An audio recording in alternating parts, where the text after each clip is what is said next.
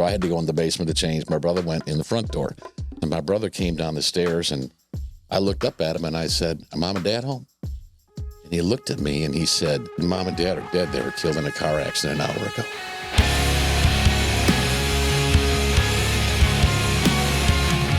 What if I told you there's a way for you to completely transform an orphan child's life simply by spending a single Saturday fixing a widow's house, and every single dollar goes straight to helping that child find their forever home?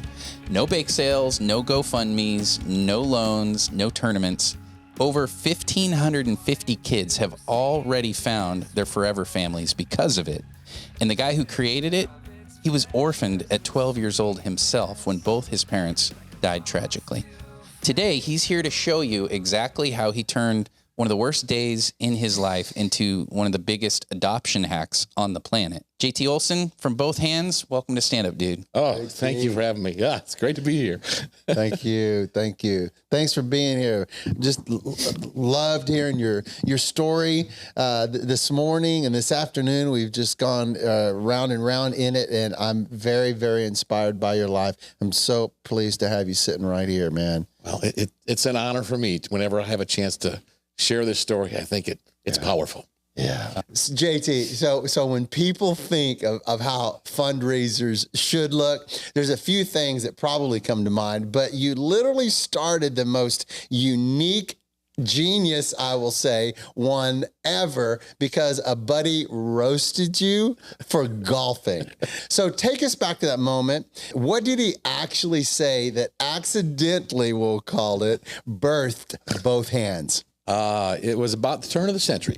I was doing a fundraiser for Bethany Christian Services. I was on the local board, and I was in charge of the fundraiser, and I chose to do a golf fundraiser because I love golf. So it was a kind where you send letters out ahead of time and say, "Would you sponsor me while I golf?" If you understand that, you'll get this. I've put on a few. They're a hassle. Well, I sent my letters out, but I had a buddy who I was in a Bible study with. He sends my letter back to me. Yeah. Does not include a check. Yeah. He just took my letter. I mean, the guy took time to address an envelope, put a stamp on it, and send my letter back to me. But he'd taken a magic marker and he scribbled across my letter. He said, "JT, if you told me you were working on a widow's house, I might sponsor you. But you're just golfing. Nice cause, but not my money." And it hurt my feelings a little bit. Sure. But at the same time, my main thought was, what a great idea. And, I called him a couple days later, and we talked and laughed about it, and he still didn't give me any money. But honestly, the idea never left me. Whenever I saw a 5K or a golf tournament after that, I kept thinking, if all those people were working on a widow's house, oh, cool, would it be better? I didn't have the orphan part figured out, but that's how it started. That's pretty great. Hey, I just congratulate you for not taking offense and actually taking that as a gift. He handed it to you, and you received it. It's really great. I see Proverbs 27, verse 6. Wounds from a friend can be trusted.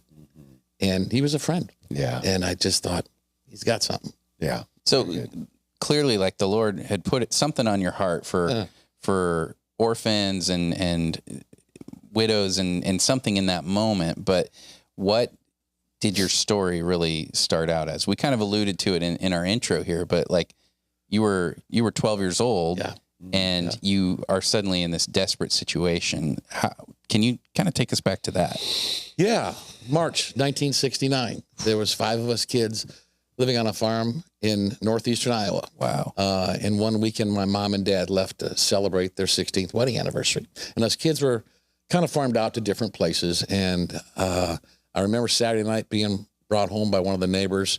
He dropped me and one of my brothers off, and I was dirty. I'd played in the barn all day, so I had to go in the basement to change. My brother went in the front door. And I remember sitting in our basement on this chair, bent over, unlacing my boots, and my brother came down the stairs, and I looked up at him, and I said, "Are Mom and Dad home?" And he looked at me, and he said, "Mom and Dad are dead."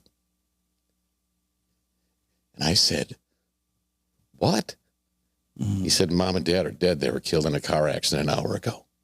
And he turned around and walked upstairs. I mean, he had just heard himself as he walked through the front house and walked through the house, and he was just coming down to tell his little brother. He was in shock. But I remember that moment. I remember hitting that cold cement floor and crying like all by myself, like any 12-year-old would cry. I mean, I know what it's like to be an orphan. Yeah. I know what it's like to try and make sense of that message. Mom and dad are dead. And I know what it's like to wonder what's going to happen to us. Who's going to take care of us?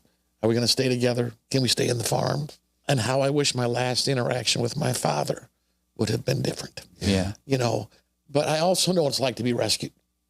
Because 3 months before this accident, my mom and dad and my aunt and uncle, my mom's sister and her husband, they changed their wills.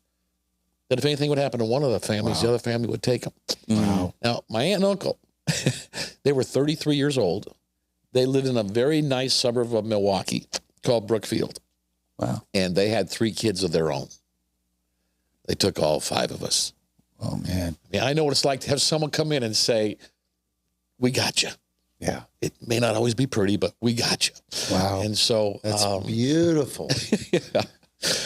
No, I'm not cutting you off. I'm just saying that is beautiful that those people said that. No matter, it's maybe ugly, it's not perfect, but we got you. Woo. Yeah. That's amazing, They man. gave all 5 of us a home. Yeah. Yeah.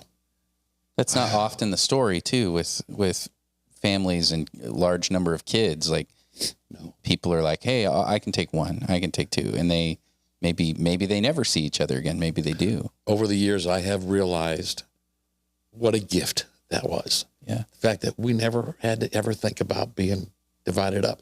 Wow. That's a big deal. Yeah.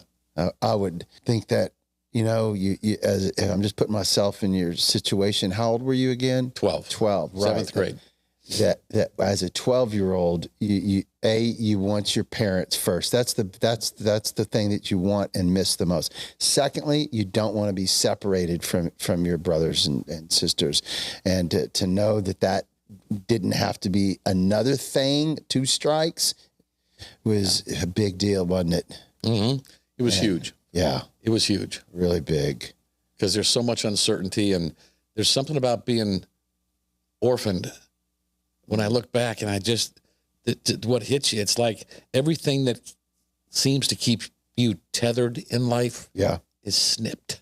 Yeah. And it's a floating feeling like, what now? Yeah. Very ungrounded. Yes. You have spent your life, so both hands is how long you've been doing that? 18 years. So for 18 years, you've been helping children be grounded in essence. Boy, I really got that image of, I just, when you said that, I saw the people that would land on the moon, then they're tethered, to stuff, and they can float, and but at the end of the day, they just pull that in, and then they come back, and to not have that tether, and like your whole world came upside down, and for you to create that ability to bring them back in is a big deal, man. Yes. It's a big deal. It's a big deal. Yeah. And it's interesting because the accident happened when I was 12, and I started both hands when I was 52. If you do the math, there's 40 years difference there, and people have pointed out the biblical significance of 40 years to me, and how God was preparing me for doing what I was doing. So very interesting. Yeah, it's really cool. So I believe that you and your wife Sarah, right? Right. Okay, so you guys adopt your first one when you're gonna put the pedal to the metal. You're gonna get real. Now you're going to adopt. And her name is Grace, right? From China. Gracie. Say goodnight, Gracie. Oh, that's cute. So the bills hit, and you're staring at the same wall every adoption family hits. God called us to do this, but can we actually pay for it? Yes. Walk us through the holy cow idea that turned from a golf fundraiser into fixing widows' houses instead. That's a pretty good hack. Oh, it's just amazing. And I did the fundraiser probably in about 2001 or 2, somewhere in there. We adopted Gracie in 2003. I didn't start both hands till 2000. Officially, the first project was in 2007. Okay. So we had adopted. The way it started, when the idea hit me about orphans, was I was in church and just ran into a good friend of mine. I hadn't seen him in a couple months. I said, "Hey, Don, what's up?" And he looked at me and he says, "We're adopting 4 kids from Moldova." Wow. Wow. And Don's already got 3 kids at home.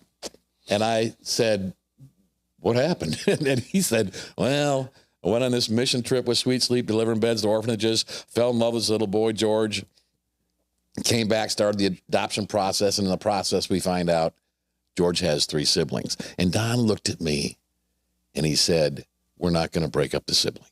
And that hit me. Yeah. Because I am the recipient of somebody who said yes. They put the yes on the table and they'll say, against all the recommendations of our friends, against all common logic, against everything, we're going to take these 5 kids. Wow. And so, you know, and by then I knew it was going to be expensive because we had adopted Gracie. And I said, how much is this going to cost? And he said, well, they're telling us with 4 kids, Moldova, it's going to be somewhere around 70 or 80,000. And I said, you got any idea how you're going to do it? He said, no. And I said, I think I got an idea. Wow. And that was the first one. Yeah. Okay. So you got us hooked. Don't leave us hanging. Break this down like you're talking to the next family ready to bring their kid home tomorrow. What are the 3 just dead simple steps to pull this thing off with the both hands project? 3 simple steps. First thing, Don and I recruited a team. Okay. We got about 10, 15 friends, that, we're all friends. They love Don. And so we got them as a team. We found a widow in Franklin who needed help. Okay. We got all the supplies that we needed donated by local merchants. I mean, we didn't do permit stuff. It was mostly honeydew stuff, but a couple of big things. Then we added some what do you mean supplies? Like mulch, flowers, a gallon of paint. Yeah. Supplies to fix up a widow's house. Okay, so hold on. Connected the dots. You and your wife, you guys get together. I think we should adopt. Oh no, it's too expensive. Oh no, I don't know how. Oh no. So let's just go with the expense part. What happens is you've created a way with both hands to be able to finance this by helping out widows and helping their situation so you can make this other situation work. like we said, pretty genius. How does that work? I'm Mr. Smith. I'm married to Mrs. Smith. I want to adopt a kid, and you're going to set them on a road to go help widows. Yes, that's crazy. Tell me the steps. How does it help you get your orphans part connected in your home? The essential part of it is you got to have a group of friends. Okay. Who love you and who are going to come around your family and say, yes, we'll help you bring this child home. Okay. Whether it's international or domestic, but you got to get a team. Family group. Yeah. If you live your life in solitary and you never do much to serve anybody else, you're probably going to have trouble recruiting a team. But most of the people who do very well at both hands, they've lived their life, given their life away. They're in a small group. They've done stuff. I mean, they've lived their life in a way that when it's their turn, people say, yeah. Okay. I'm with you. Okay, so you recruit a team. And then you find a widow in your community. And again, we coach families. Here's how you find a widow. Here's what you're looking for. You're not looking to build a house. You're looking to do stuff that's simple. And every family decides what they want to do, because I can't tell a husband or wife, say, no, you need to put in a new deck, or I'm not going to do that. They have to find their own widow. But again, we coach them on that whole thing. Yeah. And then, so that you got your widow, you got your team. And then the critical fundraising part is you send letters out to people saying, would you sponsor me for the day while I fix up Miss Lucille's house? Okay. All the money I raise is going to go towards the adoption of these 4 kids from Moldova. Okay. So Miss Lucille gets free labor. She gets loved on for the day. Yeah. And people send in money to sponsor you. And how do you get your 2x4s for the deck? You have to try to get that donated. Sometimes you have to spend money on it, but most of the time on our project, what I remember so clearly was almost everything was donated. I mean, when we'd go to merchants and say, yeah, here's what we're doing, they would look and say, yeah, dude, what a great idea. What do you need? Say, well, 3 bags or 10 bags of mulch, we need some flowers. We need 2 gallons of 2 gallons of paint. And sometimes it doesn't work that way. Sometimes you go to Home Depot and they say, well, it's not in our budget, but here's a $50 gift card. Yeah. Yeah. So that's how and then people spend the day where you send letters out.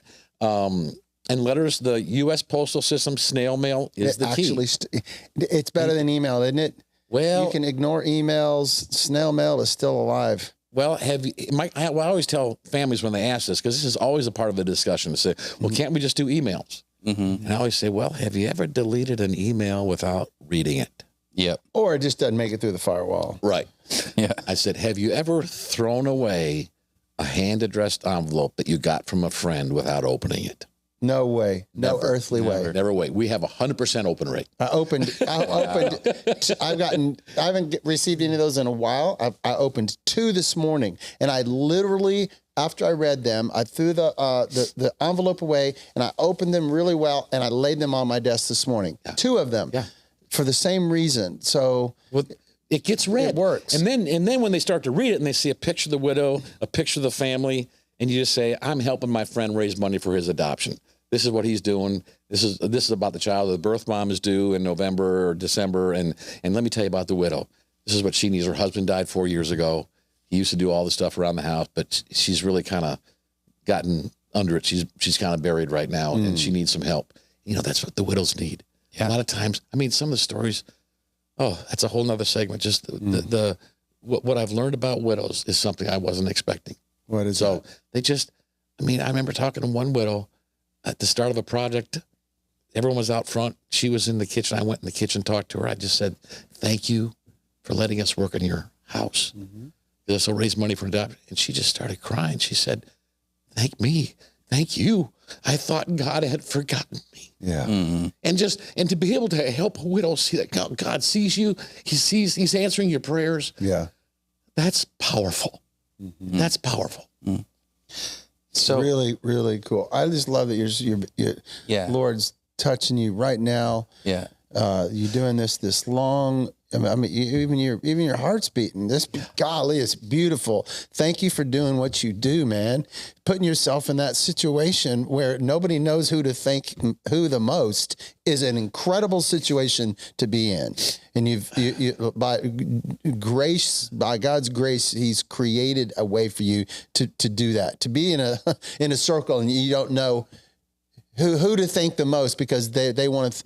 They're as grateful as you is a crazy situation. Really cool. I got a taste of that when I was 12 years old, about a month after the accident. Yeah. I remember getting off the school bus, and our bus stop on the farm is about a half mile from the house. It's on a hill. You can see a lot of the farm. But I got off the bus, a beautiful April afternoon, and there in our fields were all our neighbors with their tractors and their plows and their planters. Yeah. I mean, it was Leland Meyer and Bob Grana, Everett Ellison, Bert Juvick, Doc Weimeller, John Gettle, Johnny Wolf, Jack Melcher. These are all my dad's buddies, Yep. making sure their buddies' kids were taken care of. Super cool. I know what it's like to have your feet washed. Yeah. And the fact that we get to do this for widows, I mean, they're blown away. It's just some of the reaction at the end of the project, and they see what's been done. Yeah. You just go, I don't know what I did to deserve this, but all these strangers coming and helping me, they're just overwhelmed. And it's so much fun. Yeah. And everyone who's ever worked on a project, they're beaming. And I think there's a part of our heart that is meant for service. It's meant for giving it away. You better believe it. When you do it, there's something just awesome happens. Something beautiful stuff comes out. So just terrific, right, JT? So what I've learned, when I got sober at 27. I graduated from college and done all this stuff, but I was also a drug addict and an alcoholic and an absolute no direction in my entire life. I did not know what to do. I wanted to do something. I felt like a loaded gun. I just didn't know where to point it, especially when I got sober and I quit numbing all the feelings and I was ready to serve, but I didn't know what. Okay. And I knew who, I just didn't know what that would look like. My point of bringing that up is that when I began to serve, I would go into the prisons. I would, do teach the children's Sunday school. It didn't matter. Once I started doing that, I started finding my purpose. Yeah. And that's what I just think is so beautiful about the way that we're built. Like, I just want to encourage any young man out there that is looking for their purpose.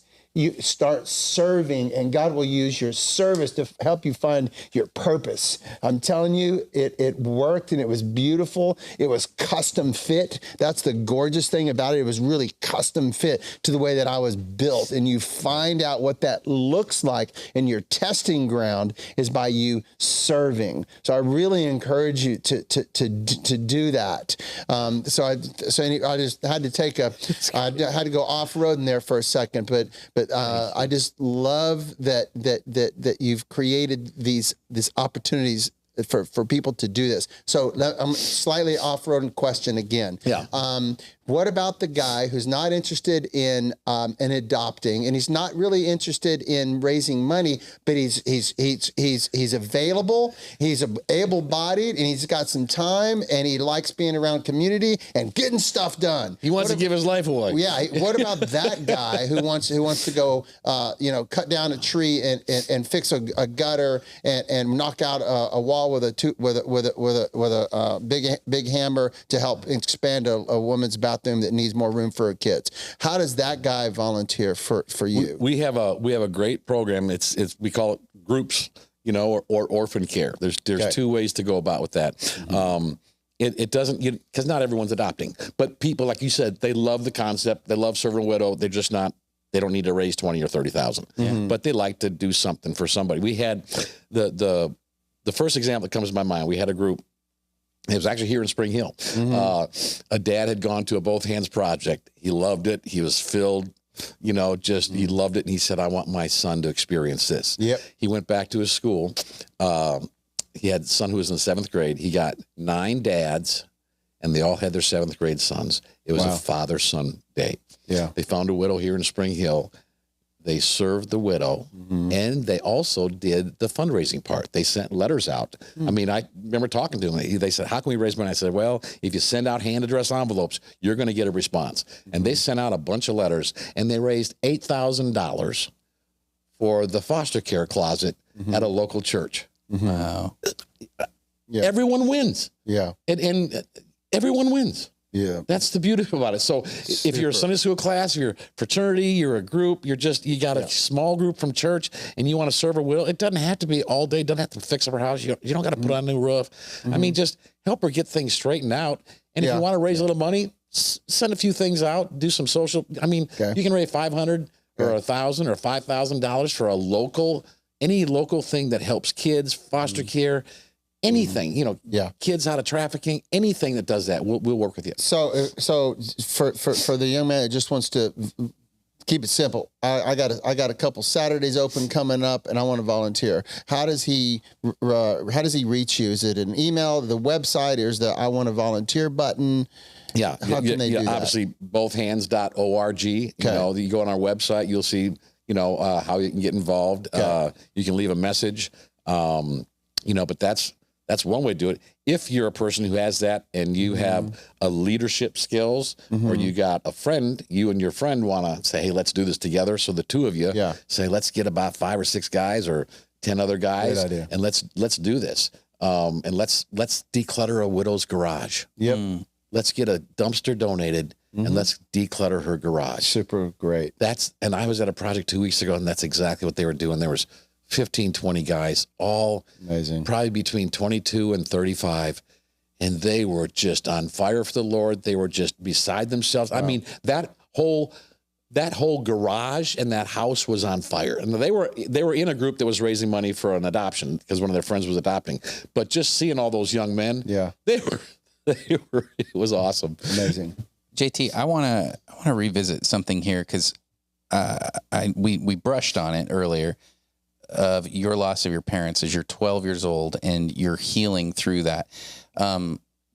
Obviously, both hands, the idea of widows and orphans comes from the book of James, right? James 1:27. You probably know it by heart. Let's hope so, right? Yeah, I'm sure. But to visit orphans and widows in their distress and to keep oneself unstained by the world, right? Yep. That's pure, undefiled religion. That's like the most sincere. You're not getting anything out of this. The pure and undefiled religion before God and Father is to visit orphans and widows in their distress and to keep oneself unstained by the world. That's right. Did I get it right? Yeah, you got it right. Yeah. Yeah. Well, different versions. Different versions. Yeah, you got jumping around. But the idea is like our true, sincere faith is shown in doing the things. It's like you're not really getting a reward. Maybe people will pat you on the back. Maybe people are going to say, hey, good job for that. But I'm not like receiving any financial gain by going and helping these people. It's just true, sincere religion. It's not, the book of James is all about like you're giving preferentiality to these people that are rich while you're telling the guy who's poor, sit here, and they're getting rebuked for it. Yeah. He's like, hey, if you want to actually like show your love for God, love people like this. But for you, how has God healed, and is he still healing that 12-year-old boy who was on the farm? Like he's given you all these moments, but I'm curious about that. Well, I guess he's healed me, and my wife's helped me understand a little bit better, and I guess through the years, a little bit of counseling has helped. I never really talked about it till I was probably in my 30s. Wow. Because we just didn't, this is 1960s, 70s. There wasn't counseling. It was just, okay, 5 new kids are in the house. We got 8 kids now. I remember my aunt, she was just gifted in organization. I mean, she was fixing 3 shifts of breakfast in the morning, a high school or junior high and grade school. I mean, her life changed tremendously, and she also lost her best friend. Yeah. My mom and my aunt were best friends, and that's not an exaggeration. I mean, when phone bills cost a lot, they talked at least once a week from Iowa to Wisconsin. Yep. So, but there was just no time for that.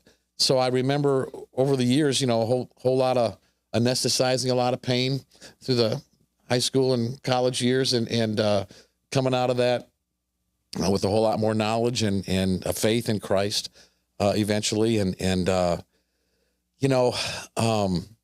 My wife has just reminded me, said, it's like God was saying, do you think for a minute I'm going to waste all these tears? You think I'm going to restore the years the locust ate? Yeah. And this is going to be powerful. Yeah. And it's, like I said, it's 40 years difference. And in that time, that 40 years, that's when I had a couple careers that they were tremendous careers that helped me develop the skill sets, helped me develop connections, get to know people, around the country, and develop relationships that have really helped fuel both hands. I just sometimes I can't believe I'm this fortunate. Mm-hmm. Like, I don't think I'm worthy to be able to do something as fun as this. Yeah. 18 years, let me tell you, it's still fun. But then I remind myself, no, I am worthy. I am worthy. Christ died for me. He's worthy. And I want to do whatever I can. I mean, when the scene I've got in my head is when Satan gets up in the morning and he has his little minions and he's got his little list. When he gets to my name, I don't want him checking the box that says not a threat. Yeah. I want him thinking, he's up again. Yeah. That just fires me up. Yeah. I want to make an impact. Well, you definitely are. Thank you for turning literally the worst pain imaginable. I literally can't imagine it, but to turn that into the greatest gift for thousands of families, just thank you. It's amazing. Over 1,800 widows have been served now, and I think it's 1,757 kids are no longer orphans, and we've done 1,575 projects in 46 states. And we've raised $23.7 million for families and organizations, orphan care organizations, to use. Yeah. And here's the other thing. 100% of that money goes to the cause. We don't take anything out for operations. Now, we have operations. We have a staff, very talented staff. We got things. We got to pay salaries, and we got to pay rent and everything else. So every year, we do our own both hands project. We practice what we preach, and we just have people send letters out. It's gotten a little out of hand. This last year, we had 315 people show up, and we served 20 widows in Franklin. And one day? Yeah. That's amazing. That's amazing. Oh, it is amazing. Franklin, Tennessee, for those who... It is amazing. And we raised over $500,000 that day. I think it's amazing to think that, man, golly, that number, 20 widows, like, I assume there are widows around. That's just Franklin, Tennessee. Like, There are more people than you realize, and more people who are in need of that kind of love and service. And they might just be sitting right under your nose and you don't recognize it. So to hear like that impact is incredible. Well, and I had this vision, and we did 153 products this year is what we're probably going to end up with, which is our best year ever. Best year before that was like 133 or 134. So we've really, we set our goals and really, I hope we can do 175 next year, maybe 200 the year after that. But we hope we get things in place that we can do 700, 800 or 1,000 projects in a year. I imagine a project happening in every state every weekend. That's 2,500 projects in a year. I mean, we do that, we're going to raise millions of dollars. But even like a fraternity, a sorority that has to do hours of service, or a fraternity or a Sunday school class.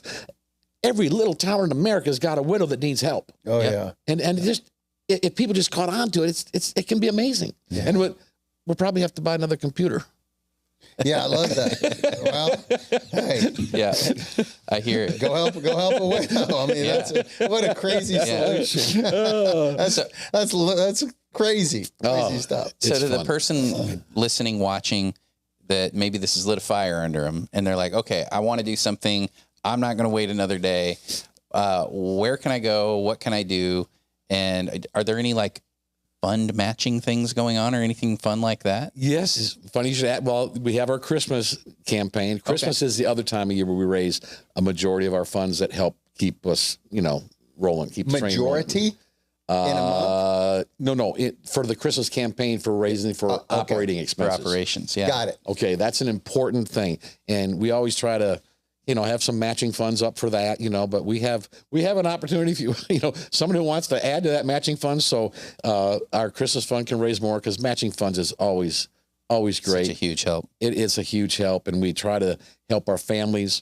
If we raise enough money, we can give them some $2,000, $3,000 or $4,000 matches when they start their project. Wow. So that's a little step up for them. Yeah. So we, someone wants to go to our website, bothhands.org. Okay.